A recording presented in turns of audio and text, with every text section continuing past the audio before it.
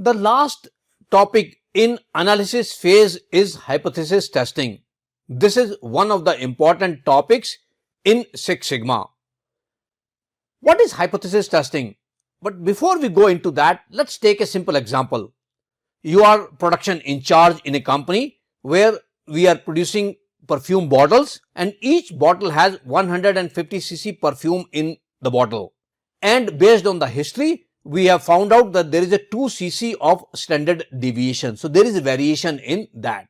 So this is the history. Now one day you come to the plant and you take 5 samples and you take the measurement of those. You just want to check whether the volume in each of these bottles is okay or not. So what you find out is the volume in these 5 bottles is 148, 149, 151, 151 and 148 cc. And the average of that comes out to be 149.6, which is slightly less than 150. You expected average to be 150, but this is less than that. Now the question comes, should you be adjusting the volume? So there could be a valve which you can adjust to change the volume. Do you need to adjust that or not? Yes or no? Probably I don't know at this time. Second day, you check that. Now the volumes are coming out to be 140, 142, 160, 153, 150. Oh, there is a lot of variation here.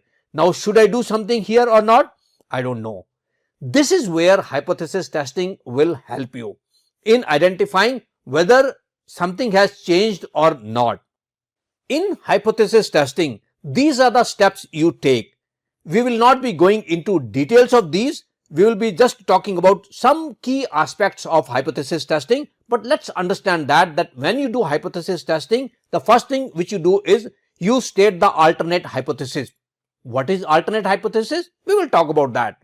Then you state the null hypothesis. Then you select the error level. What level of error you can accept. Let's say most of the times we accept 5% error level. And then you take the measurement and you find out the test statistic. You find out the critical test statistic and then you interpret the results.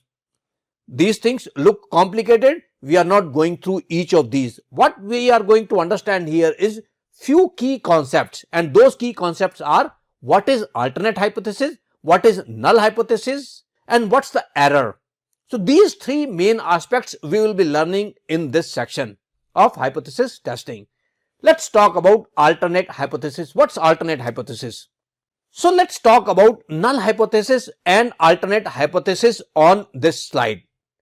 In this case of 150 cc perfume bottles, the null hypothesis is that mean is equal to 150 cc.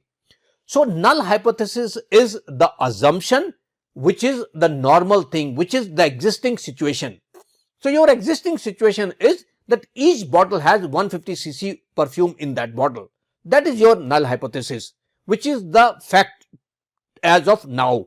But what you want to prove is that is alternate hypothesis. So in this case, the alternate hypothesis is that mean volume is not equal to 150 cc. So this is something which you need to define before you do hypothesis testing. You define what is your null hypothesis, what is your alternate hypothesis. Null hypothesis is something which is the fact. Alternate hypothesis is something which you want to prove. Now, if this thing looks complicated, let's take a very simple example. In my house, my wife had a doubt whether our roof is leaking or not. But then the fact is the roof is okay. That's the default situation. Unless you prove that the roof is leaking, till that time you will consider that roof is not leaking. So here my null hypothesis was that roof is not leaking. But then the alternate hypothesis which I wanted to check was that roof is leaking. So what I do is I go up in the attic, look at all around, do my inspection, and based on that I don't find anything. So what do I conclude from here? I conclude from here is that my null hypothesis, which was my default situation, stays. Until I see the leakage, till that time I will consider my null hypothesis to be true.